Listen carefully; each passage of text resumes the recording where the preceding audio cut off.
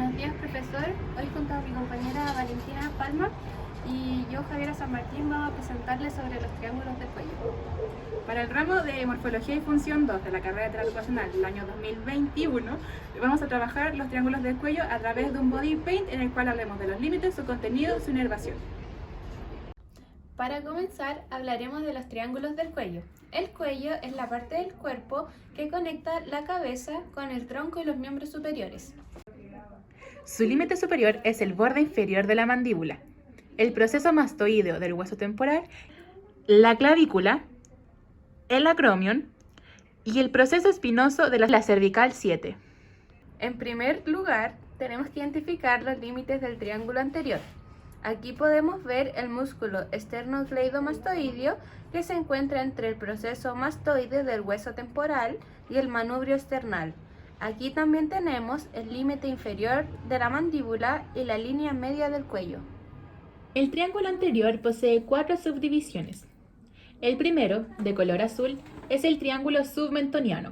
Sus límites son la línea media, el vientre anterior del músculo digástrico y el hueso hioide. Su contenido comprende los nódulos linfáticos.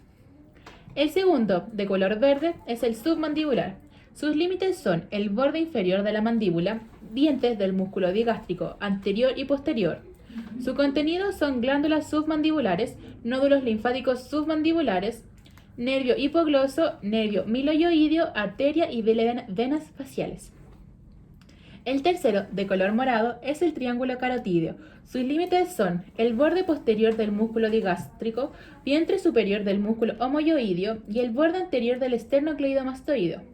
Sus contenidos son las tributarias de la vena facial común, rama cervical del nervio facial, arteria carotídea común, arteria carotídea externa interna, arteria tiroidea superior, faringea ascendente, lingual, facial occipital, vena yugular interna, nervio vago, accesorio e hipogloso. Y por último, el triángulo muscular, de color rosado. Sus límites son la línea media del cuello, vientre superior del músculo omoioideo, borde anterior del esternocleidomastoideo.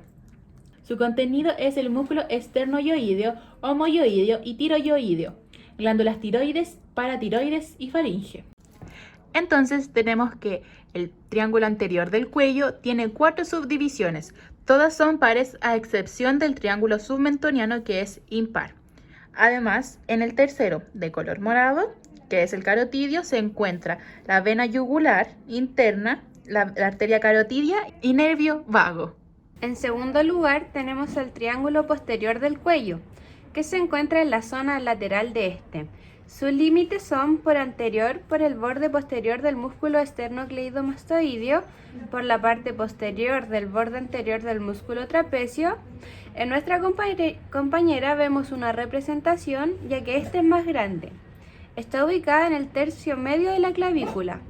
El vértice está en el hueso occipital en la parte posterior a la apófisis mastoides, donde se unen el trapecio y esternocleidomastoideo. En su contenido encontramos la arteria occipital, el plexo cervical, el plexo braquial, la vena yugular externa y el nervio accesorio. El plexo cervical es el responsable de la inervación sensitiva de la cabeza, complementando la función del nervio trigémino, además también inerva el diafragma. Además, las ramas sensoriales del plexo cervical y la vena yugular externa perforan la capa de revestimiento de la fascia cervical. Cabe señalar que en esta zona se encuentra el nervio accesorio, que otorga inervación motora a los músculos esternocleidomastoideo y trapecio. En nuestra compañera Javiera podemos observar una representación del triángulo suboccipital. Este es una región del cuello la cual se delimita por 3 músculos del grupo de los suboccipitales: músculo recto posterior mayor de la cabeza, superior y medial, músculo oblicuo superior de la cabeza, superior y lateralmente, músculo oblicuo inferior de la cabeza, inferior y lateralmente. Inervación nervio suboccipital, C1. Contenido del triángulo suboccipital: una arteria vertebral, 2 arco posterior del atlas, nervio suboccipital. El propósito que tienen estos músculos es proporcionar la función motora fina a los movimientos de la cabeza. Ahora explicaremos en mayor profundidad los músculos que se consideran los más importantes para la distinción de estos triángulos. En primer lugar, tenemos el esternocleidomastoideo. Su inserción proximal es la cara lateral del proceso mastoides y la línea nucal superior. Su inserción distal es la cabeza esternal, cara anterior del manubrio esternal y cabeza clavicular, cara superior del tercio medial de la clavícula. Su inervación motora es el nervio accesorio y la inervación que proporciona dolor y propiocepción es la parte de las C2 y C3.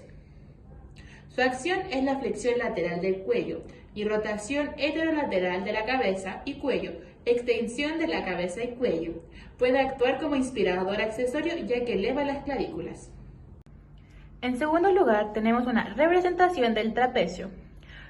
Su inserción proximal es el tercio medial de la línea nucal superior, protuberancia occipital externa, ligamento nucal y procesos espinosos de la C7 a la T12. En su inserción distal está en el tercio lateral de la cara superior de la clavícula, el acromion y la espina escapular. Su inervación motora es por parte del nervio accesorio C2 y C3 dan dolor. Eleva, retrae y rota la escápula, extiende el cuello y desciende el hombro. En nuestra compañera podemos ver solo una representación ya que este es mucho más grande.